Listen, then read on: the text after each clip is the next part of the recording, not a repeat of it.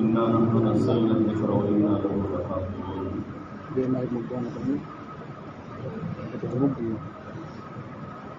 قال تعالى: ألف لام ميم ذلك الكتاب لا ريب فيه هدى للمتقين الذين يؤمنون بالغيب ويقيمون الصلاة ومما رزقناهم ينفقون والذين يؤمنون بما أنزل إليك وما أنزل من قبلك بالآخرة هم يوقنون أولئك على هدى من ربهم وأولئك هم المفلحون.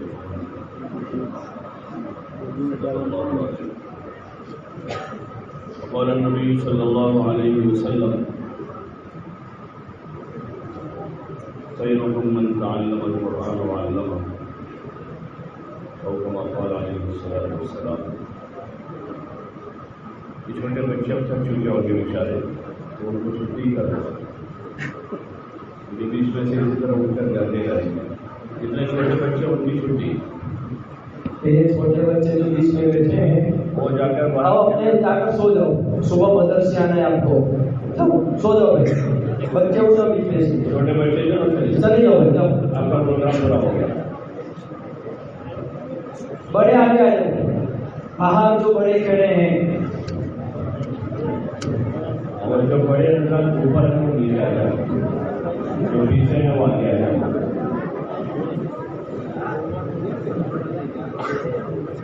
چلا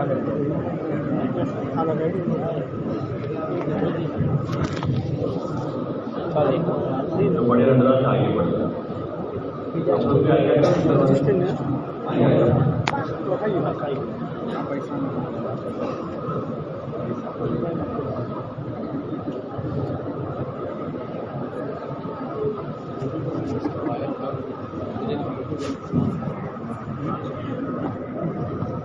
چالے تم کو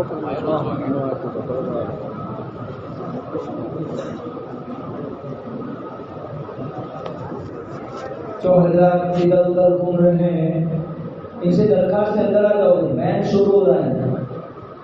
بچوں کو جانے کو کہا, بڑوں کو جانے کو نہیں کہا. بڑے آگے آ جائیں. مسجد کے اوپر کوئی ہے تو ان سے بھی درخواست سے نیچے آ جائیں. کوئی چھوٹ کر مجلس ہے جس پر دعاؤں کی قبولیت کا وعدہ ہے. جو اور مواقع ہیں دعا کی قبولیت کے اس لیے کرتے قرآن ہے. تو یہ تو باوقار اور بابرکت مجلس ہے ہماری.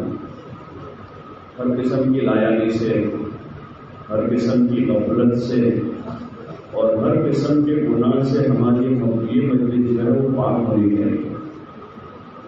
خالص دینی مجلس ہے. اور ہر آدمی کو طالب بن کر آگے آنا چاہیے کہ ہمیں اللہ کے کلام کے اس قدم پر جو دعائیں قبول ہوگی اس میں ہمارا حصہ ہو جائے. اور یہ کلام کتاب ہدایت ہے.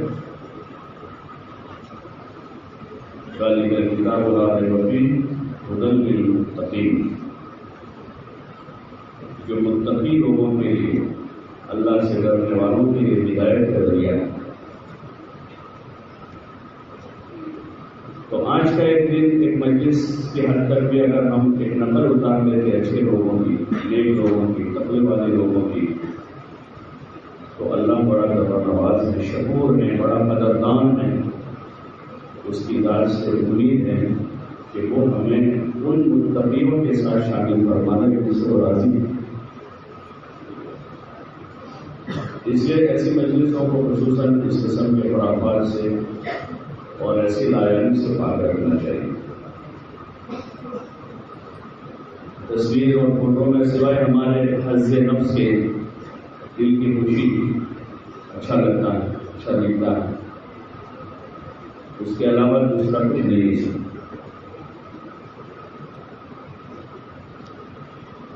اور اس سے شہرت کا بھوت سوار ہوتا ہے. پڑھنے والے بچوں کی حوصلہ افزائی تو ٹھیک ہے, ان بچوں کے جذبات ابھی سے شہرت کے بنے ہیں کہ وہ کیمرے کے نیچے تو بہت اچھا رہیں گے, کیمرے کے باہر جو ہے وہ ایسا نہیں رہیں گے. حالانکہ مسلمان کی بچپن سے مشق یہ ہو کہ وہ کیمرے کے اندر ہو کہ کیمرے کے باہر ہو، اللہ کے کیمرے کے نیچے ہے، کسی قسم کا کوئی فاسد خیال اور فاسد جذبہ دل میں نہ پنپنے پائے، اللہ کے لیے کرنے کا شوق ذوق پیدا ہو کہ اللہ کے لیے قرآن پڑھے۔ کسی نے نعت پڑھی بچے کی، اس کی حوصلہ افزائی یہ ہے تو اس بچے کے دل میں جذبہ پیدا ہو کہ نعت میں نے اپنے اللہ کو خوش کرنے کے لیے پڑھی۔ اللہ پاک نے حکم دیا ہے حضور صلی اللہ علیہ وسلم کے اوپر درود و سلام بھیجنے کا، وہ اس کا شعور بیدار ہو رہا ہے، اس پر ویڈیو بنا کر اس کو نشر کرنے کا یا اس کو پھیلانے کا جذبہ پیدا ہو رہا ہے، اور کوئی جذبہ نہیں۔ یہ مطلوب نہیں، مطلوب تو یہ ہے کہ ان بچوں کے ابھی سے جذبات بنے کہ ہم کام اللہ کے لیے کریں، قرآن اللہ کے لیے پڑھیں، نعت پڑھ رہے ہیں اللہ کے لیے پڑھیں، اللہ خوش ہو جائے۔ جب وہ خوش ہو جائے گا تو لوگوں کے دلوں میں اپنے آپ محبت ڈال دے گا۔ کسی کلام کی جب اللہ کے وہاں قدر ہو جائے، جیسے جتنے پرانے کلام ہیں، پچھلے بزرگوں کے جس زمانے میں ریکارڈر بھی نہیں تھے، اس زمانے میں کوئی ویڈیوگرافی یا فوٹوگرافی کا کوئی نظام نہیں تھا، اور دنیا کے کسی کونے میں، کسی دیہات میں، کسی عاشق رسول نے زندگی گزاری جس کو ان کے گاؤں کے لوگ بھی نہیں جانتے تھے، لیکن ان کے اندر کا جذبہ حضور علیہ السلام سے محبت، اللہ سے تعلق اور ان کا اخلاص، کہ ان کا کلام آج دنیا کے کونے کونے میں پڑھا جا رہا ہے، دنیا کے کونے کونے میں پڑھا جا رہا ہے، اور لوگ محبت سے سنتے ہیں کیونکہ وہ اللہ کے یہاں قبول ہوا ہے۔ جو چیز بارگاہ خداوندی میں قبول ہوگی اس کو دنیا میں چلانے کا انتظام اللہ کرے گا، یوٹیوب کیا کرے گا، اور فیس بک سے کیا ہوگا۔ ابراہیم علیہ السلام کی آواز کو اللہ نے پھیلائی دنیا میں، اللہ نے آواز پھیلائی اور اللہ ہی نے آواز پہنچائی دنیا میں۔ انبیاء کی آواز کو اللہ نے دنیا میں پہنچا، لوگوں نے دبانے کی کوشش کی اس آواز میں، اور خصوصاً امام الانبیاء والمرسلین حضرت محمد رسول اللہ صلی اللہ علیہ وسلم کی آواز کو بہت دبانے کی کوشش کی گئی مکے میں، دنیا بھر کا باطل اکٹھا ہوا بعد میں، لیکن اس آواز کو چلانے کا فیصلہ اللہ نے کیا ہے، آپ کی آواز دنیا میں چلی۔ اصل چیز اندر کا اخلاص ہے، اللہ کا کلام پڑھنے میں، اللہ کا کلام سننے میں، حضور علیہ السلام کی شان میں کوئی نعت پڑھنے میں کے اندر اخلاص ہے، تو اس اخلاص کے بقدر اللہ پاک اس کو دنیا میں چلائے گا، اور پڑھنے والے کو، لکھنے والے کو اللہ پاک اپنی شان کے مطابق دنیا میں عزت دے گا، اور حقیقی عزت دے گا کہ زمانے کے نیک لوگوں کے دلوں میں خدا ان کی محبت پیدا کرے گا، یہ حقیقی عزت ہے۔ اتباع سنت کا یہ ثمرہ ہوتا ہے، اور اخلاص کا یہ ثمرہ ہوتا ہے کہ اخلاص والے لوگوں کی محبت اللہ پاک زمانے کے نیک لوگوں کے دل میں پیدا کرتا ہے، وہ اصل چیز ہے، وہ اصلی چیز ہے۔ ہاں، جدید ذرائع پر لوگ آ رہے ہیں اور ان ذرائع پر لوگ تعریف کر رہے ہیں، وہ آدمی کی عزت کا معیار نہیں ہے، وہ آدمی کی عزت کا معیار یہ نہیں ہے جو لوگ اس زمانے میں لوگوں نے، وہ کل بدل جائے گا۔ اس سے پہلے عزت کا معیار اخبار کے اشتہارات ہوتے تھے کہ جس کا نام زیادہ اخبار میں آ رہا ہے وہ زیادہ عزت والا ہے، اب یہ ہوگا کہ جس کا زیادہ یوٹیوب پر نام آ رہا ہے، جس کا فیس بک وہ عزت والا، کل اور ذریعہ بدلے گا، پھر اور کوئی ذریعہ آ جائے گا۔ عزت و ذلت کا معیار بارگاہ خداوندی سے طے ہے، ان اکرمکم عند اللہ اتقاکم، کہ جو تم میں سب سے زیادہ اللہ سے ڈرنے والا ہوگا وہ تم میں سب سے زیادہ عزت والا ہوگا۔ یہ معیار عزت ہے. اس کے اس رخ پر جانے کی کوشش نہ کریں، اللہ کو راضی کرنے کی کوشش کریں اور وہ اسباب تلاش کریں جس سے اللہ راضی ہو جائے. اللہ کیسے خوش ہوگا؟ اللہ کیسے خوش ہوگا کہ اللہ اخلاص والوں سے خوش ہوگا کہ جو اللہ کا کام کر کے، جو قرآن پڑھ کر کے، جو حافظ بن کر، جو نعت پڑھ کر دنیا میں کچھ نہیں چاہتے ہیں، وہ صرف اللہ کی رضا چاہتے ہیں. اللہ ایسوں سے راضی ہوگا، ایسے طلبا سے اللہ راضی ہو جائے گا، ایسے نعت پڑھنے والے بچے سے خدا راضی ہو جائے گا، ایسا حافظ ہونے والے سے اللہ یہ حفظ کے بعد حافظ کہلانا بھی نہیں چاہتا ہے، یہ حفظ ہونے کے بعد جلسہ بھی نہیں چاہتا. جلسہ بھی نہ کرے، استاد کا تمہارا جلسہ نہیں ہوگا کہ چھوٹا نہیں ہوگا. تکمیل حفظ کے جلسے کی ضرورت. 29 پارے پڑھ لیے، 30 پارے کی آخری آیت تک پہنچ گئے، وہاں تک تو بغیر جلسے کے ہو گئے. ایک صورت بغیر جلسے کے ختم نہیں ہوتی. ہاں، ہمارے بزرگوں کا یہ معمول رہا کہ تکمیل حفظ کے وقت لوگوں کو جمع کر کے وہ دعائی کا مجلس کر لیتے تھے، جس میں کوئی اشتہار نہیں ہے، کوئی ویڈیوگرافی نہیں ہے، کوئی فوٹوگرافی نہیں ہے، کوئی رسومات نہیں ہے، اللہ کو ناراض کرنے والا کوئی کام نہیں ہے. اس خالص اللہ کو راضی کرنے کے خاطر اور دوسرے والدین کو ترغیب کے خاطر یا دوسرے لوگوں کو رغبت دلانے کے خاطر. دیکھو ایک آدمی نے محنت کی تو اللہ پاک نے 2 سال میں 2.5 سال میں اس بچے کے سینے میں اپنے کلام کو محفوظ کر دیا. ایسے دوسرے بھی اگر کوشش کرے تو ان کے سینوں میں بھی یہ کلام محفوظ ہو سکتا ہے. دوسرے والدین کو رغبت دلانے، دیکھو فلاں کے بیٹے نے یاد کیا، اگر آپ بھی اپنے بیٹے کو حافظ بنانا چاہتے ہیں تو حفظ قرآن بہت آسان ہے. حفظ قرآن کی رغبت پیدا ہو لوگوں میں، قرآن کی اشاعت کے خاطر وہ مجلس کہ بھائی تکبیر حفظ کے موقع پر جمع ہو کر تکبیر بھی ہو جائے، تکبیر کی بات چیت دعا ہو جائے. یہ اصل چیز ہے تاکہ اس مجلس کی رحمتوں اور برکتوں سے سب کو حصہ مل جائے اور اللہ کے کلام کی طرف لوگوں کی توجہ بڑھ جائے، اس کے پڑھنے پڑھانے کا شوق بڑھ جائے. یہ اس مجلس کا اصل بنیاد ہے.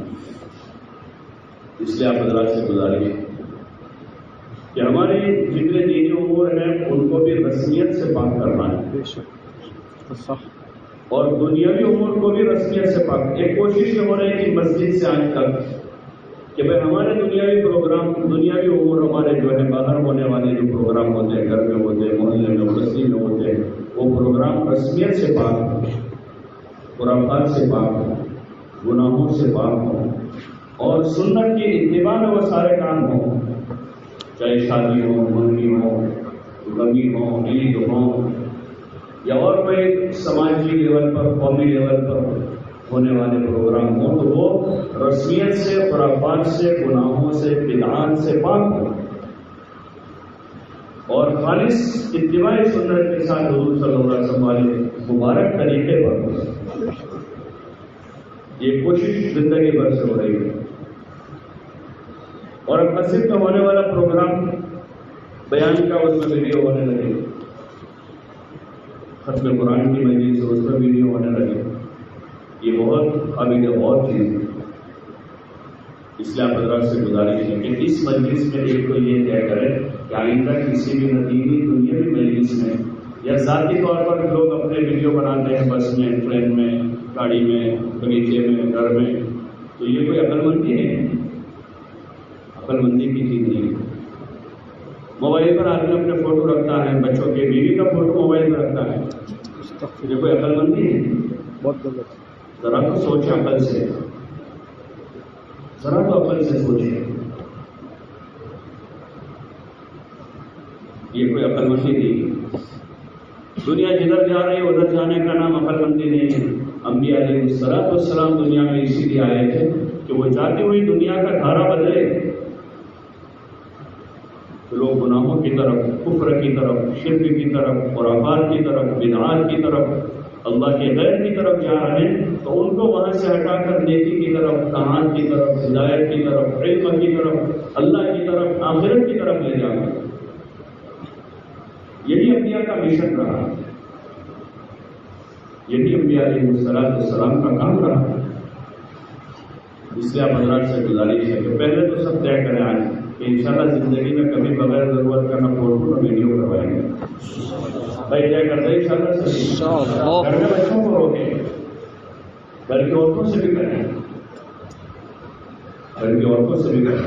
بدائی کی کتاب میں کسی جگہ شیخ نے لکھا کہ قیامت کے دن سب سے پہلے تصویر والوں کو چن چن کر جہنم میں ڈالا جائے گا۔ جہنم سے گردن ایکونوں کو نکلے گی، جیسے بلڈوزر کا وہ ہوتا ہے اوپر والا، وہ ادھر ہوتا ہے کہ ادھر سے ادھر کر ادھر پتھر اٹھایا ادھر سے اٹھا کر اور ادھر سے اٹھا کے ادھر رکھ لیتا ہے، بڑی گاڑی کو اٹھا لیتا ہے، ایسے وہ گردن نکلے گی جہنم سے اور تصویر والوں کو چن چن کے جہنم میں ڈالے گا۔ اور ایک جگہ ہے کہ تصویر بنانے والوں سے کہا جائے گا کہ تم اس میں جان ڈالو، اس تصویر میں جان ڈالو، وہ نہیں ڈال پائے گا۔ ایک ابس پھیل گئی، ایسا ہی شوق ہے، بچے کیا، بڑے کیا، بوڑھے کیا، جوان کیا، مرد عورتیں، اور اس کے پیچھے ہزاروں گناہ ہیں، بہت سارے گناہوں کا دروازہ اس سے کھلتا ہے۔ دھیرے دھیرے تصویر کی قباحت ختم ہوئی، اب ننگی تصویروں کی قباحت ختم ہو گئی۔ بہت سارے جوانوں کو دیکھتے ہیں کہ ان کی اسکرین پر جو ہے بالکل ننگی تصویر، اور پھر دوسری عورتوں کی ننگی کی تصویر کی قباحت ختم ہو کر اب عورتوں کو دیکھتے ہیں کہ ان کی بہن بہو بیٹی کی ایسی برہنہ تصویر ہوتی ہے وہ ان کے موبائل کے اوپر ہے، گھر کی عورتوں کی تصویر جس پہ سر پہ دوپٹہ ہے نہ پورا کپڑا پہنا ہوا ہے، کہ بنیاد پڑی اس سے وہاں سے یہ تصویر کی قباحت ختم ہوئی۔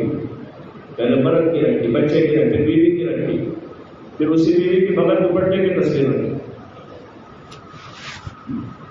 اور پھر ایسے ویڈیو بننے لگے تو گناہ کی قباحت ختم ہو گئی۔ اس لیے آپ سب سے گزارش ہے طے کریں کہ انشاءاللہ زندگی میں کبھی بغیر ضرورت کی فوٹو نہیں کروائیں گے، اور اگر کوئی لے رہا ہوگا تو اس کو منع کریں گے، چاہے شادی بیاہ میں ہو، موت میت میں ہو، کسی بزرگ کا بھی فوٹو لینا چاہیے۔ یہ جو مورتی پوجا شروع ہوئی وہ وہیں سے تو شروع ہوئی۔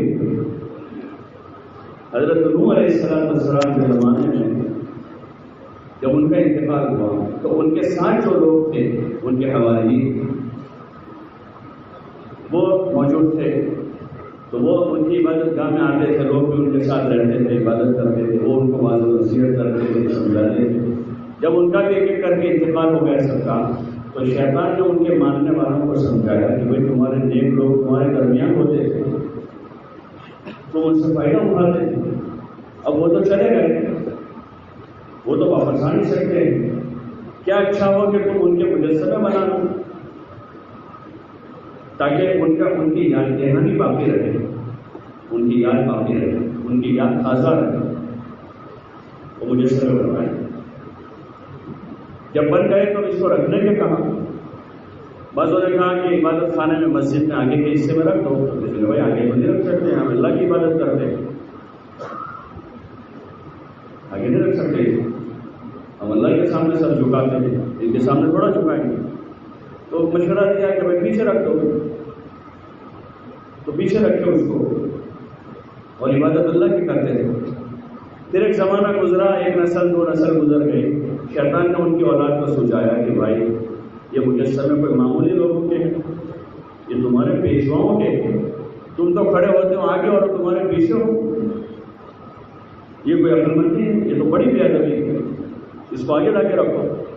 کسی نے کہا بھی کہ ہم اللہ کی عبادت کر رہے ہیں، بولے عبادت تو دل سے کرنے کی، اللہ ہی کی عبادت کریں گے، لیکن اس کو آگے رکھو، ان کا درجہ تو آگے، تو وہ مورتیاں جو پیچھے تھی اس کو آگے کروائی۔ پھر بعد ان کے بعد جو نسل آئی ان میں اور جہالت تھی، تو انہوں نے یہی ثابت کر دیا کہ ہمارے باپ دادا ان کو ہی پوچھتے تھے جو آگے رکھے ہوئے مجسمے ہیں۔ اور پھر دنیا میں یہ جتنا ہو رہا ہے نا تماشا سارا، وہ اسی کا نتیجہ ہے. ہاں اس لیے کوشش کریں ایسے خرافات سے بچا رکھنا. باقی جو مقصد ہمارا اس وقت تکبیر حفظ ہے، بڑی برکت اور مبارک مجلس ہے، یہ اللہ کا کلام ہے، کتاب الہی جو کتاب ہدایت ہے. یہ کتاب ہدایت ہے اور اللہ پاک نے اس کو قیامت تک آنے والے انسانوں کے لیے نازل کیا ہے. یہ سب کی کتاب ہے، پوری انسانیت کے لیے، خالی ہمارے لیے پوری انسانیت کے لیے کتاب ہدایت ہے. اور یہ دستور العمل زندگی گزارنے کا اس کا طریقہ ہے، کیسے کھانا ہے، کیسے پینا ہے، کیسے رہنا ہے، کیسے نماز پڑھنی ہے، کیسے کاروبار کرنا ہے. حلال و حرام کا علم ہے اس میں، اور اس کی تشریح کی حضور علیہ السلام نے، صحابہ نے.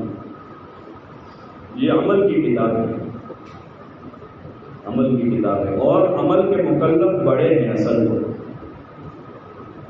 جو بالغ ہو چکے ہیں وہ عمل کے مکلف ہیں. نماز، روزہ، زکوٰۃ، حج، سچائی، امانتداری، دیانتداری. اصل اس کا موضوع جو ہے وہ ہم لوگ ہیں، لیکن اللہ جزائے خیر دے ہمارے علماء کو کہ انہوں نے ایک طریقہ رائج کر دیا کہ بچپن سے وہ قرآن کی تعلیم کے پڑھنے پڑھانے کا نظام مخاطب کے ذریعے سے جاری کیا. اس لیے کہ بڑی عمر ہو جانے کے بعد اب آدمی پڑھنا شروع کرے گا تو اس کو مشقت ہوگی، نہیں پڑھ پائے گا زیادہ. بچپن سے اس کو رکھ لیا، پڑھ لیا، پھر دھیرے دھیرے جیسے بچوں نے حفظ کیا. اب آگے اس کے علوم کی تکمیل ہے کہ زبان کو سیکھیں عربی، اور پھر قرآن میں اللہ کیا کہہ رہا ہے، قرآن کی سمجھ حاصل کریں، اس پر عمل کریں. وہ بالغ ہونے کے بعد، مکلف ہونے کے بعد اس پر عمل فرض ہو جاتا ہے. تو بالغ مکلف ہم لوگ ہیں. ان بچوں میں جو بالغ مکلف ہے وہ ان پر بھی عمل ہے.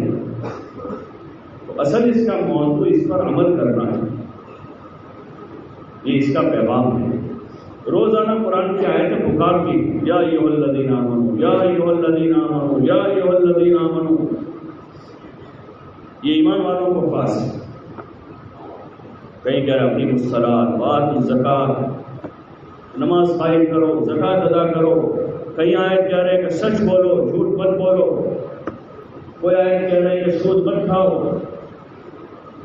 کوئی آیت کہہ رہے کہ دھوکہ مت دو، کوئی آیت پکار رہی ہے کہ غیبت مت کرو، کوئی آیت پکار رہی ہے کہ اللہ کی زمین پر فساد مت مچاؤ.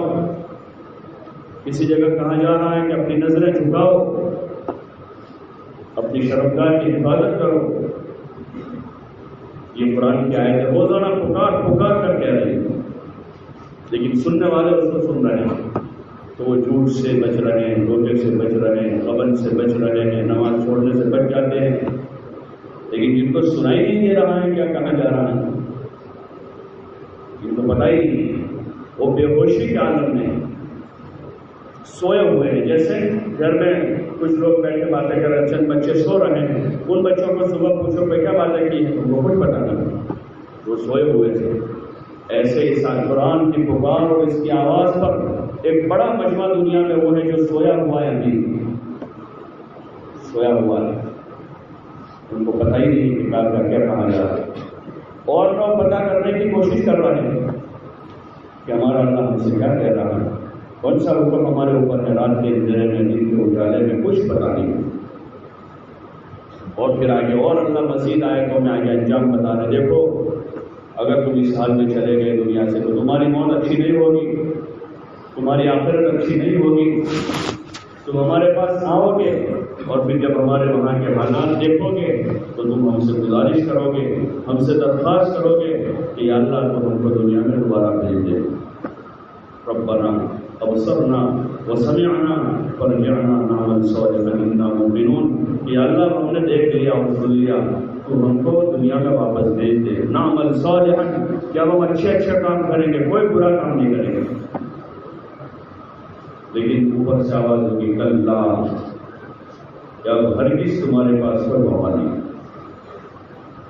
دنیا کی زندگی میں تمہارے پاس موقع تھا، ہماری آیتوں نے پکارا تھا تم کو، اور آیتوں کو پڑھنے والے اہل علم نے تم کو پکارا تھا. تو بھائی سمجھ جاؤ بہت سارے الارم ہم نے بجائے تھے، کبھی تم کو بیمار کر کے ہماری طرف متوجہ کرنے کی ہم نے کوشش کی، کبھی ہم نے تمہارے کاروبار میں حالات ڈال کے ہماری طرف متوجہ کرنے کی کوشش کی، کبھی ہم نے سیلاب لا کر کوشش کی کہ ہماری طرف آ گئے، کبھی ہوا کا طوفان بھیجا کہ ہماری طرف آ جائے۔ وَلَنُذِيقَنَّهُم مِّنَ الْعَذَابِ الْأَدْنَىٰ دُونَ الْعَذَابِ الْأَكْبَرِ لَعَلَّهُمْ يَرْجِعُونَ کہ ہم قیامت کے بڑے جھٹکے سے پہلے چھوٹے چھوٹے جھٹکے چکھاتے رہیں گے، لعلہم یرجعون تاکہ تم واپس آ جاؤ، اپنی غلط زندگی سے باہر آ جاؤ۔ یہ اللہ کی طرف سے اعلان ہے، یہ اس قرآن کا پیغام، اس لیے یہ مجلس جو ہے رسمی بن کر نہ رہ جائے کہ بھائی کل ہمارے 9 بچوں نے کر لیا اور رات کو پروگرام ہو گیا، بہت اچھی نعتیں ہوئی، بہت اچھی نظمیں پڑھی گئی، فلاں نے کیسا پڑھا، دیکھو ویڈیو ہے، میں بتاؤں گا تم کو کہ ان تفسیروں پر ختم نہ ہو جائے، بلکہ یہ 9 بچوں کا حفظ کرنا جو ہے پورے گاؤں کو قرآن کی طرف متوجہ ہونے کا ذریعہ ہے۔ بچہ بچہ، بڑا بوڑھا، تاجر، کاشتکار، ملازم، مرد عورتیں سب اللہ کی کتاب کی طرف متوجہ ہو جائے۔ جو پڑھنا نہیں جانتے وہ پڑھنا سیکھنا شروع کریں۔ اس مجمع میں بہت سے ہوں گے، اصل تو تکمیل حفظ میں یہ ہونا چاہیے ان پروگرام کے بجائے 1 گھنٹے کے جتنے آئے ان کو باری باری سورہ فاتحہ پڑھانی چاہیے، کم از کم کسی کی صحیح نہیں تو صحیح کرنے کو جائے اس مجلس سے، ایک ایک کی صورت سننی چاہیے، بھائی کسی کی صحیح کی نہیں ہو صحیح کرنا، یہ عقل مندی ہے، یہ عقل مندی ہے۔ لیکن اب وہ نہیں ہوا تو کم از کم آپ حضرات سے دوسری گزارش یہ ہے کہ اس میں سے جن کو قرآن پڑھنا نہیں آتا ہے وہ ایسا کر کے نہ چھوڑے میں ہم کو نہیں آتا، بچہ میرا پڑھتا ہے، میرا بیٹا حافظ بن گیا ہے، بلکہ وہ خود چونکہ آپ مکلف عاقل بالغ ہیں، روزانہ 5 وقت کی نماز میں سورہ فاتحہ اور اس کے ساتھ پڑھا جانے والا تھوڑا سا قرآن چھوٹی چھوٹی سورتوں کی شکل میں ہے، اتنا یاد کرنا تو ہر ایک پر فرض ہے۔ اس لیے طے کرو انشاءاللہ کہ قرآن سیکھیں گے، سیکھیں گے انشاءاللہ، کون کون سیکھیں گے؟ آگے بڑا مبارک مہینہ آ رہا ہے، اس مہینے کو قرآن کے ساتھ خاص مناسبت ہے، رمضان آ رہا ہے، ہفتے کے بعد ہفتہ بھی نہیں بچا آپ کو، چند دنوں میں ہی شروع ہو رہا ہے، تو ابھی سے شروع کرتے کل سے۔ بہت سارے علماء آپ کے پاس ہیں، مکتب میں مدرسین ہیں، بہت سے گھروں میں حافظ بچے ہیں، صبح شام دوپہر جب آپ کے پاس وقت ہے، جب بھی آپ کے پاس وقت ہے 15 منٹ کر گیا۔ ہماری مسجد میں بہت سے ایسے بڑی عمر کے لوگ پڑھتے رہتے ہیں، ابھی تقریباً ایک بھائی ہے ان کی عمر 65 سال کی ہے، انہوں نے ناظرہ قرآن شریف ابھی ختم کیا، 65 سال کی عمر، ان کا بیٹا حافظ ہے، یہ انہوں نے وہ پڑھتے تھے، زندگی بھر سے پڑھتے تھے، تلاوت ہمیشہ کرتے تھے، لیکن انہوں نے صحیح پڑھنا شروع کیا تجوید کے ساتھ، ابھی ان کا ختم ہوگا۔ اس سے پہلے ایک بھائی جو ریٹائرڈ ہوئے انہوں نے اس سے پہلے ختم کیا، وہ بھی ریٹائرڈ ہونے کے بعد انہوں نے ختم کیا، روزانہ 1-2 آئے تھے، 3 آئے تھے، 4 آئے تھے، وہ ہمارے مولانا ہیں ان کے پاس بیٹھ کر صحیح کرتے رہتے، اس عمر میں ختم کیا ہوا۔ یہ سمجھداری ہے، جن کو نہیں آتا وہ صحیح پڑھنا سیکھیں، ابتدا کرے سورہ فاتحہ اور چھوٹی صورتوں سے، پھر دھیرے دھیرے پورا قرآن اس کو ناظرہ صحیح کر لیں۔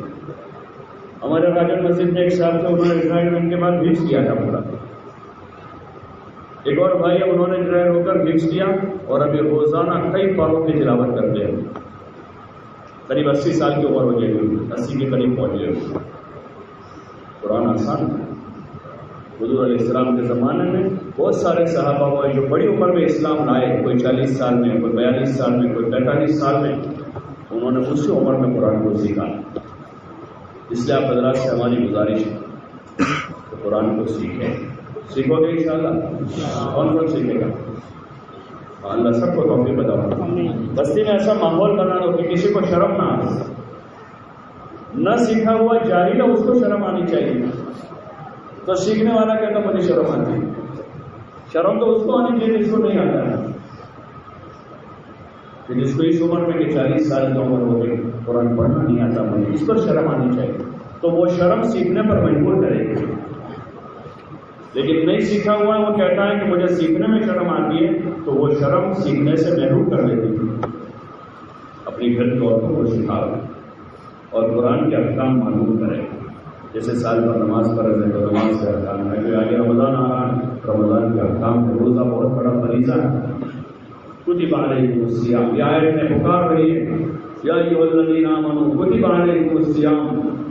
اب یہ آیت پکار رہی ہے سب کو دنیا بھر میں، آگے رمضان آ رہا ہے. یا ایھا الذین آمنوا یا ایھا الذین آمنوا یا ایھا الذین آمنوا کتب علیکم الصیام کتب علیکم الصیام کما کتب علی الذین من قبلکم لعلکم تتقون. او ایمان والو، تم پر روزے فرض کیے گئے جیسے تم سے پہلے لوگوں پر بھی روزہ فرض کیا گیا.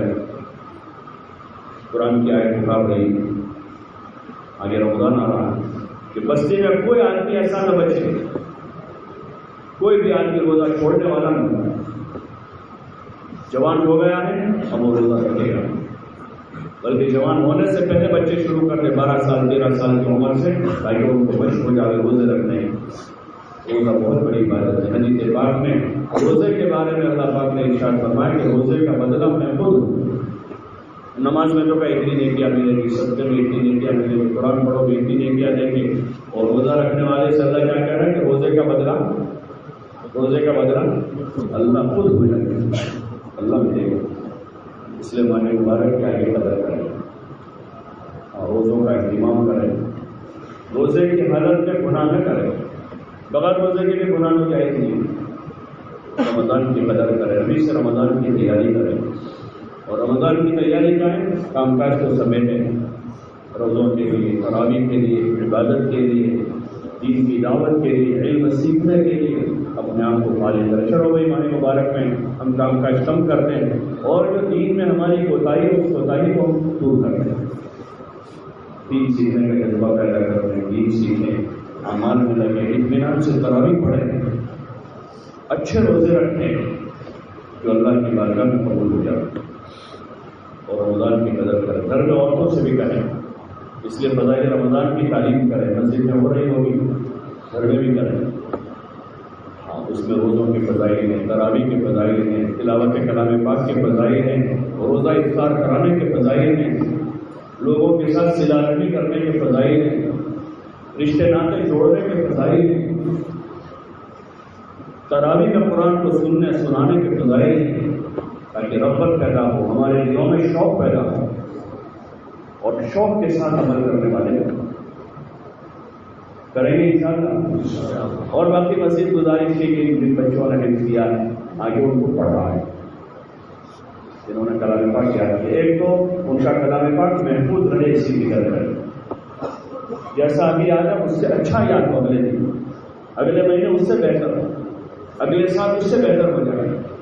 جیسے ان کے سال گزرتے جا رہے قرآن میں اور زیادہ پختگی پیدا ہے. اس کا طریقہ ہمارے جو حفظ کے اساتذہ ہیں وہ ترتیب دیتے ہیں کہ حفظ کر لینے کے بعد بار بار اس کا غور کرنا پڑے اچھی طرح سے، تجوید ترتیب کے ساتھ. تو ان کا تجوید و ترتیب کے ساتھ اچھی طرح سے بار بار غور ہونا چاہیے. ابھی اور کوئی مشغولے میں ان کو مشغول نہ کریں، اچھی طرح سے غور کریں، بار بار سنانے، بار بار سنانے سے پختگی پیدا ہو جائے. اور یہی وقت ہے اس کو پختہ کرنے، اس لیے پختہ یاد ہو جائے. اور پھر اس کے بعد قرآن کا علوم ہے. قرآن عربی زبان میں تو عربی زبان سیکھیں گے، پھر زبان سیکھ کر اس کے علوم میں جو ہمارے عالمیت کی جو درسگاہیں ہیں اس کو وہ پڑھایا جاتا ہے. فقہ، حدیث، تفسیر، علوم قرآن وہ بہت بڑی نعمت ہے. ان کو پڑھاؤ اپنے بچوں کو. ان کی روزی روٹی کی زیادہ فکر نہ کریں. روزی دینے والا کون ہے؟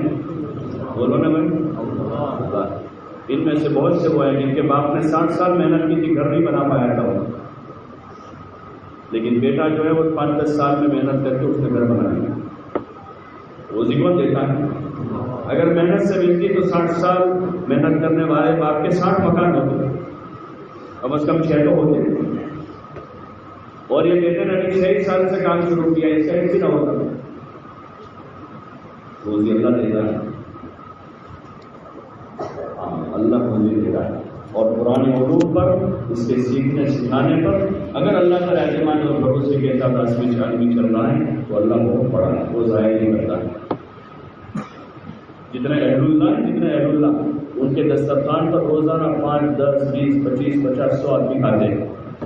کوئی منسٹر ایسا نہیں ہو رہا جس سے دسترخوان پر روزانہ لوگ کھاتے ہیں، جس کی لاکھوں میں تنخواہ ہوتی ہے۔ لیکن اکثر بزرگوں کو دیکھتے وہ جو جاتے ہیں 5-10 مہمان ہیں، جب بھی جاؤ 5-10 مہمان ہیں، وہ ان کو اپنے گھر کھلاتے ہیں، چائے پلاتے ہیں، ناشتہ کرواتے ہیں۔ تو اللہ پاک روز ہمیں برکت دے دیتا ہے، اللہ ضائع نہیں کرے گا۔ اس لیے اس کی زیادہ فکر میں اس وقت نہ پڑے، بلکہ ان کو پڑھا دیں۔ مولوی بن کے کیا کرے گا؟ ایسا لوگ سوال کریں، مولوی بن کے کیا کرے گا؟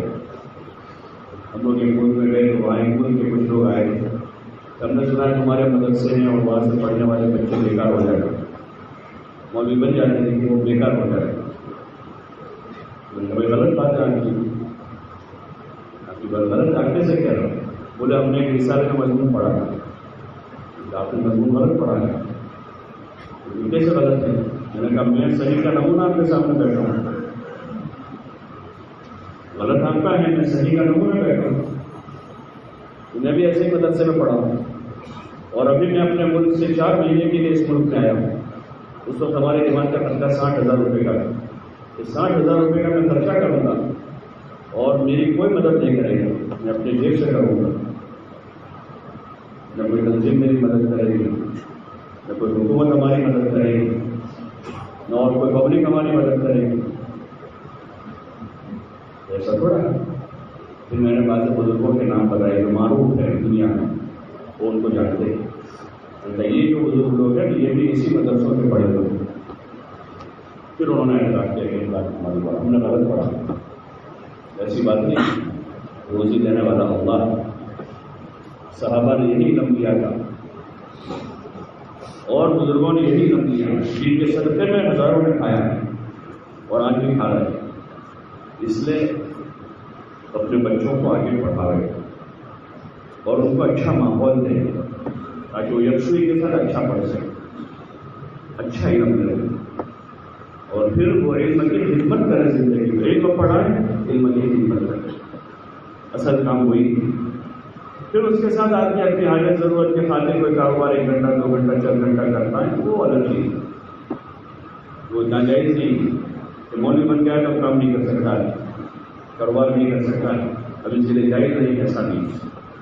ہاں، تقوی کے اعلیٰ معیار پر وہ چیزیں ہوتی ہیں، وہ الگ چیزیں ہیں، لیکن عام سطح پر جو ہے وہ دین کی خدمت بھی کریں گے، اپنا کام کاج بھی کر لیں گے، کیا کریں گے، لیکن مقدم دینی خدمت، دینی خدمت کے ساتھ ہوگا نہیں۔ اس لیے اپنے بچوں کو اسی کی ترغیب دے رہا ہے کہ پڑھیں، پڑھاویں، اپنی آخرت بنانے، دوسروں کی آخرت کے بننے کا ذریعہ بنیں۔ اور جو بڑے ہیں اب مدرسے میں تو جا نہیں سکتے، یہاں رہ کر کوشش کریں علماء سے اپنا قرآن صحیح کریں۔ باقی بڑوں کے لیے جو مدرسہ ہے وہ جماعت ہے، جماعت میں جاوے 4-4 مہینے۔ بہت سے ایسے لوگ ملتے ہیں جنہوں نے جماعت میں جا کر قرآن صحیح کیا، سورتیں سیکھی، نماز صحیح کی، التحیات دعا کرو، جماعت میں سیکھی۔ جماعت میں جاوے، وقت فارغ کریں۔ ہاں، گھر سے دکان، دکان سے گھر، یہ ہماری زندگی کا مقصد نہیں ہے، ایک ضرورت ہے کمانا، زندگی کا مقصد ہے۔ اس لیے آپ حضرات سے گزارش ہے کہ راہ خدا میں نکلے، جماعتیں نکلتی رہتی، ایک جماعت آپ کی چل رہی، دوسری جماعت کل جا رہی ہے، خود نکلیں، اپنے جوان بچوں کو نکالیں۔ بعد رمضان جماعتیں بنیں، لمبی ابھی ہمت نہیں ہو رہی تو 3 دن سے شروعات کریں، تو ہمت نہیں ہو رہی 4 مہینے جانے کی، چلے میں جانے کی، 3 دن سے شروعات کریں۔ مسجد میں اعمال ہوتے ہیں، تعلیم ہوتی ہے، بیچ ہوتا ہے، جماعتیں آتی ہیں، ان کے پاس صحابہ بیٹھے ہیں۔ ہمارے گھر میں کوئی مہمان آتا ہے تو ہم 2 دن ان کے ساتھ ہو جاتے ہیں، ارے ہو جاتے رشتے داروں میں کسی کی شادی ہے جھالوت میں، فتح پورہ میں، تو 2 دن وہاں چلے جاتے ہیں۔ سال میں کئی مرتبہ ہوتا ہے ایسا، ارے ہوتا ہے، اس کو ہم نے اہمیت دی تو آسان ہو جاتا ہے۔ ایسے جب اہمیت دیں گے کہ راہ خدا میں اپنا دین سیکھنے کے لیے نکلنا ہے تو اللہ کا وہ بھی آسان کر دے گا۔ سب نیت کر دے انشاءاللہ، اور پر نیت کر دے۔ اللہ سب کے لیے آسان کرے. کم از کم یہ طے کر لو جتنے آدمی آئے ہیں وہ رمضان میں ایک مرتبہ 3 دن ضرور لگائیں. لگاؤ گے انشاءاللہ؟ کون کون لگائے گا؟ وصول کرنا تو نہیں آنا پڑے گا نا آپ کو. شادی میں کوئی وصول کرنا نہیں جاتا، پھر بھی لوگ چلے جاتے ہیں. اچھا بعض جگہ دعوت نہیں ہوتی پھر بھی چلے جاتے ہیں. برات جا رہے ہیں ساتھ میں ہو جاتے ہیں. وہ بیچارے نے گاڑی کی ہے 50 آدمی تو 100 آدمی ہو جاتے ہیں. اور یہاں جماعت میں جانے کے لوگ گھر گھر پھرتے ہیں، ہاتھ جوڑتے ہیں، منت کرتے ہیں، سماج کرتے ہیں. کیا وہ اپنے لیے آتے ہیں؟ ارے بولو نا بھائی، جو ہماری ملاقاتوں میں ہمارے گھر پر آتے ہیں یا دور دراز سے یہاں جماعتیں آتی ہیں وہ اپنے فائدے کے لیے آتے ہیں. بولو نا بھائی، ہمارے فائدے کے لیے آتے ہیں. تو وصولی نہ کرا رغبت سے سامنے سے جا رہے ہیں. انشاءاللہ ہم تیار ہیں، ہم دین سیکھیں گے، ہم راہ خدا میں نکلیں گے انشاءاللہ. اللہ سب کو توفیق عطا فرمائے. اور تو ماشاءاللہ حضرت نے جتنی باتیں ہمیں بیان کی ہیں ہم سب اس کے پر عمل کی نیت کرتے ہیں. اور ہمارے یہاں بھی بڑوں کا مدرسہ چالو ہے. مغرب کی نماز کے بعد ابھی 2 مدرس پڑھاتے ہیں اور عشاء کے بعد بھی 1-2 مدرس پڑھاتے ہیں. لہذا جو لوگوں نے بھی نیت کے حد ہے وہ مغرب کے بعد اگر سہولت ہے تو مغرب کے بعد آ جائے، عشاء کے بعد سہولت ہے تو عشاء کے بعد آ جائے. اور اگر پڑھنے والے پڑھیں گے تو تمام مدرسین نے پڑھانے کا ارادہ کیا ہے تو قرآن صحیح کرنے کے لیے سب آ گئے.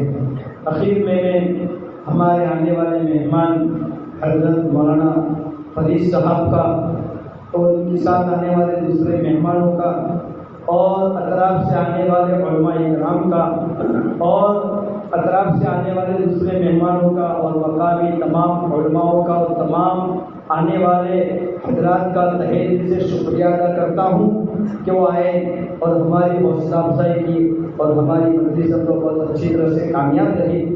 اس پر ہم تمام مدرسین اور انتظامیہ کی طرف سے میں تہہ دل سے شکریہ ادا کرتا ہوں. اللہ تعالیٰ آپ تمام کے عمل کو قبول فرمائے. اور کچھ انعامات بھی ہیں تو کر لیتے ہیں، دعا کے بعد انشاءاللہ بولے جائیں گے. آپ وإليك يرجعون القلوب. اللهم لا نحصي ثناء عليك أنت كما أثنيت على نفسك.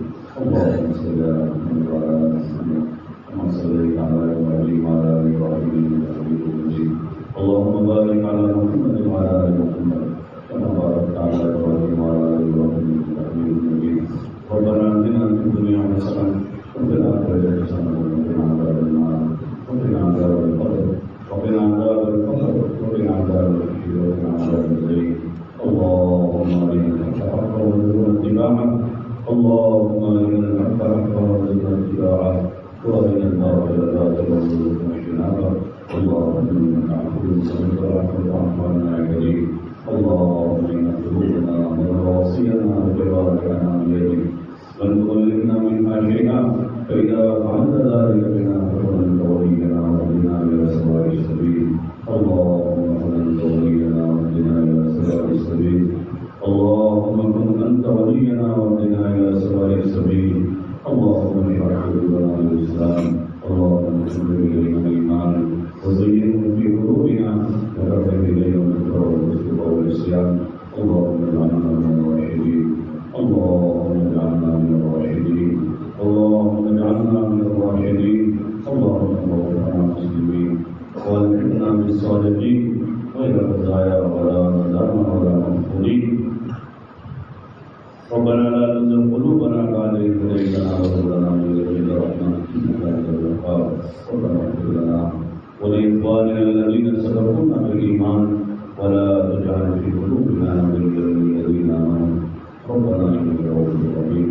یا اللہ ہمارے جماعت کو معاف کرنا، ہماری خطاؤں سے درگزر کرنا، ہماری سیئات اور حسنات سے بدل فرما، اپنا دل و کرم شامل عطا فرما. یا اللہ آج کی زندگی غموں میں گزر گئی ہے، یا اللہ نافرمانیوں معصیتوں میں گزر گئی ہے، یا اللہ آج کی زندگی غفلت میں گزر گئی. میرے مولا ہم تیری بارگاہ عالی میں اقرار مجرم کر کر حاضر ہوئے. یا اللہ ہم اپنے قصور اور گناہوں کا اعتراف کرتے ہیں. یا اللہ نے بہت بڑا معاف کرنے والا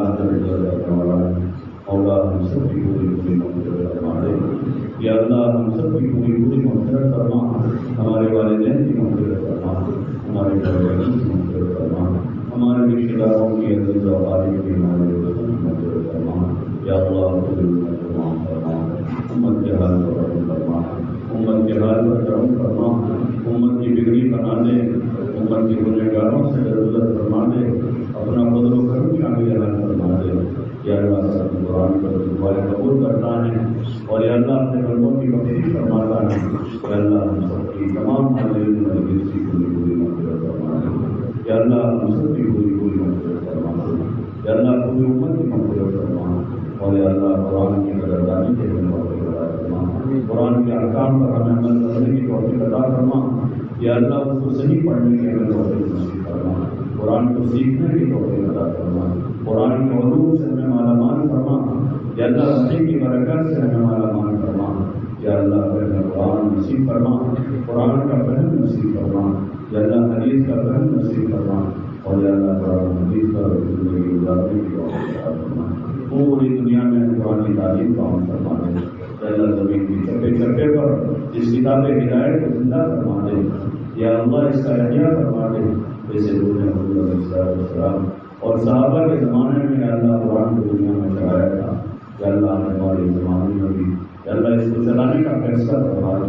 یا اللہ اس کو زمین پر نافذ فرما دے، اور ذریعے بہانے کے طور پر ہم سب کو قبول فرما، یا اللہ ذریعے بہانے کے طور پر ہمیں قبول فرما، ہمارے والدین کو قبول فرما، یا اللہ ہمارے خاندانوں کو قبول فرما، قرآن کے پڑھنے پڑھانے کے لیے قبول فرما، یا اللہ قرآن پر عمل کرنے کے لیے قبول فرما، اور قرآن تعلیمات کو لے کر پورے عالم میں جانے کی ہمیں توفیق نصیب فرما، یا اللہ قرآن کی دعوت کو لے کر اور قرآن کی تعلیم کو لے کر پوری دنیا کے چپے میں جانے کی ہمیں توفیق نصیب فرما، یا اللہ اس کی برکتوں سے ہمیں مالا مال فرما دے، یا اللہ اس کی برکتوں سے ہمیں مالا مال فرما دے، یا اللہ اس کی برکتوں سے ہمیں مالا مال فرما، آگے ہمارے مبارک آ رہا ہے، یا اللہ رمضان کے مہینے کی قدردانی کی توفیق عطا فرما، اللهم سلمنا لرمضان وسلم رمضان، اللهم سلمنا لرمضان وسلم رمضان، یا اللہ ہمیں رمضان میں اپنے صحیح سالم اور تندرست بنا دے، اور یا اللہ رمضان کو ہمارے اپنا خوشگوار بنا دے، یا اللہ روزے رکھنے کی توفیق عطا فرما، تراویح پڑھنے کی توفیق عطا فرما، تلاوت کرنے کی توفیق عطا فرما، اور یا اللہ جن اعمال سے حضور پاک صلی اللہ علیہ وسلم نے اپنے رمضان کو معمول کیا تھا ان تمام اعمال میں ہمیں کرنے کی توفیق عطا فرما، یا اللہ ان تمام اعمال میں ہمیں کرنے کی توفیق عطا فرما، یا اللہ آپ کی توفیق ہمارے ساتھ شامل عطا فرما، یا اللہ محروم ہونے سے ہماری حفاظت فرما، یا اللہ محرومی سے ہماری حفاظت فرما، اپنا کرم شامل عطا فرما، اپنا کرم ہمارے ساتھ شامل عطا فرما، ہمیں جو بیمار ہے سب کو شفا نصیب فرما، اور ان کے بڑوں کا انتظام فرما، بے گھروں کو پھر نصیب فرما، بے اولادوں کو نیک سارے اولاد عطا فرما، یا اللہ پریشان والوں کی پریشانیوں کو دور فرما، یا اللہ پریشان والوں کی پریشانی کو دور فرما، دنیا سے زیادہ کی نصیب فرما، جب تک زندہ رکھے اسلام و ایمان کو زندگی عطا فرما، جب موت کا وقت آئے ہمارے ایمان کے ساتھ مولا اپنے رضا والی موت نصیب فرما، کرنے والی موت نصیب فرما، اپنے راستے کی موت نصیب فرما، حضور علیہ السلام کے مبارک یاد میں صحابہ کا روح نصیب فرما، آخرت کی منزلیں آسان فرما، یا اللہ آخرت کی منزلیں آسان فرما، حضور علیہ السلام کے مبارک آل کو جامع کوثر نصیب فرما، آپ علیہ السلام